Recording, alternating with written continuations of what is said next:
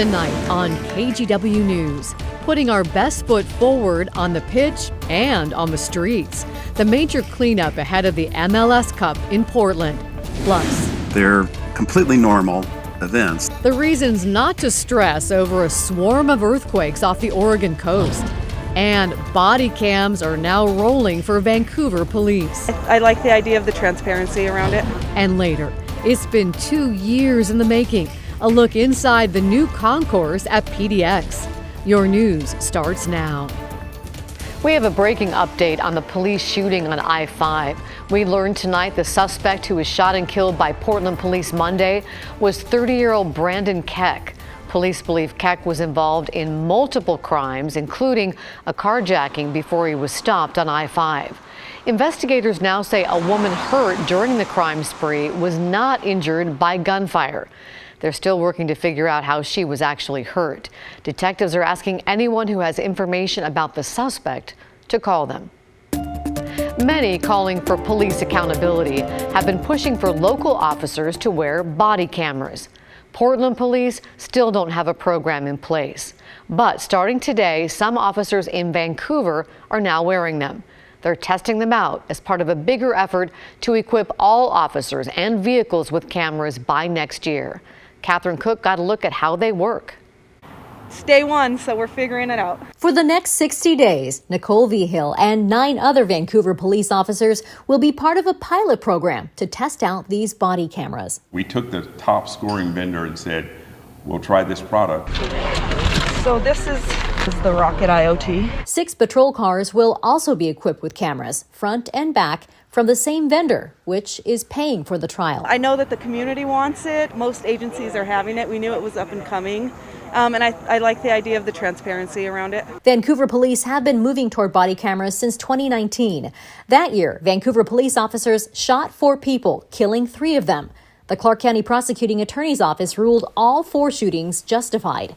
Still, those incidents prompted community members to ask the department to consider adopting a police camera program. Washington lawmakers secured funding to get it off the ground. Assistant Chief Troy Price. Again, the goal is ultimately to give as much transparency into what we're doing and how we're doing it, and to make sure it meets our community's expectations. The cameras are always on a 15-second loop.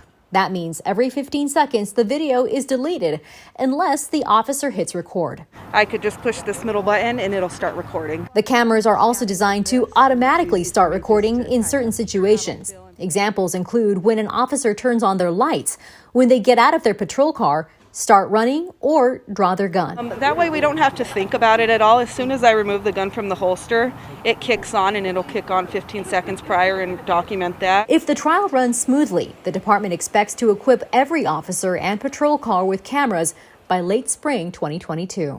So let's talk about cost. The Vancouver Police Department has secured $3 million in federal funding for this program, and they expect it to cost about $1.2 million a year. They'll have a better idea after this trial. The next 60 days will not only show them how the equipment will work, but how much video they expect to collect, and in turn, how many people they'll need to hire to process and store that video. They say that will be their biggest expense. In Vancouver, Catherine Cook, KGW News.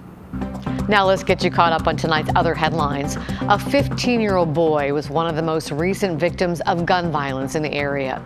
Police say Logan Ivy was killed in Gresham Saturday at the Columbia Trails apartment complex. Another teen and a man were injured in the shooting.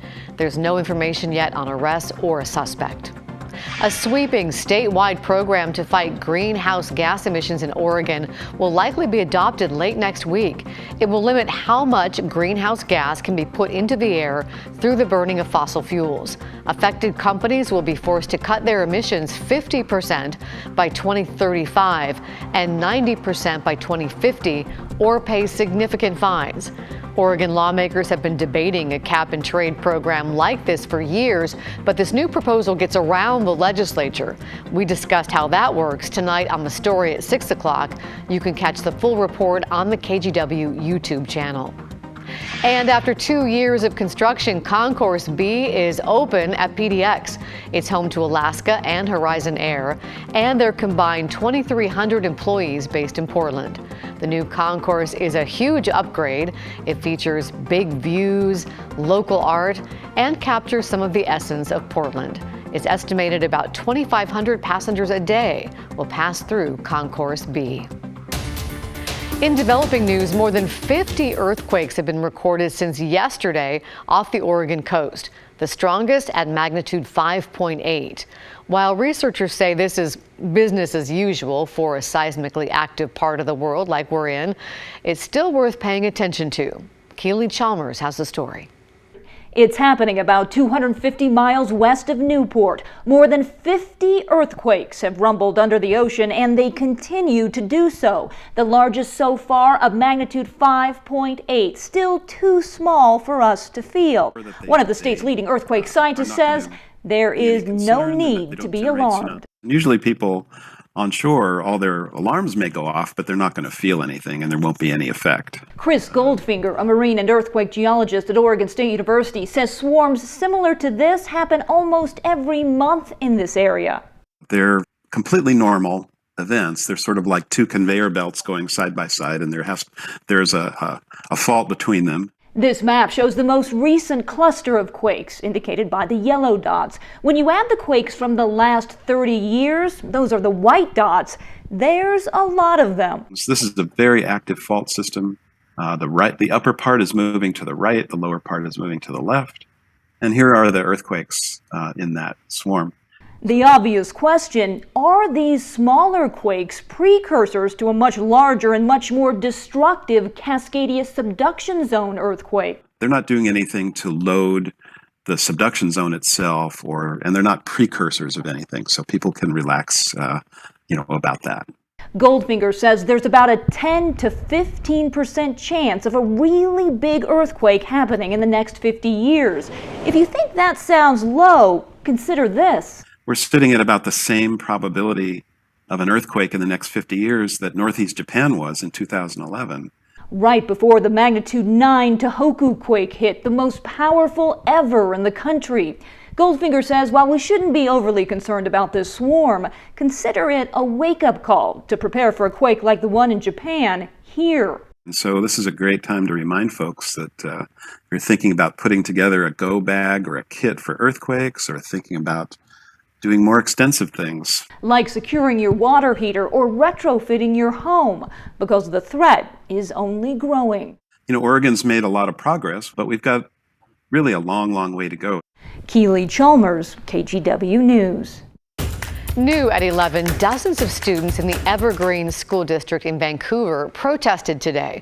They claim the district is not protecting students from sexual misconduct. The students say a former educator who was arrested for an incident unrelated to school also harassed students at school, and they say it's not an isolated incident. Last year, a former associate principal from Evergreen High School pleaded guilty to sexual misconduct. And an earlier investigation by the Columbian found the school district repeatedly failed to protect students from predatory educators. That there has been countless complaints against other teachers under the school district, and that's kind of what brought us all together. Is I'm pretty sure almost everyone here has a story with a teacher under the school district that has abused their power. In a statement, the Evergreen School District said it's always working to keep students safe, adding, if there is a report or notification of sexual assaults or harassment involving students or staff, they are investigated thoroughly and involve law enforcement as needed. This comes as we found out Evergreen Public School Superintendent Mike Merlino will stay on administrative leave until an investigation ends. The district says it is not connected to what the students were protesting today. We don't know the reason for the investigation right now.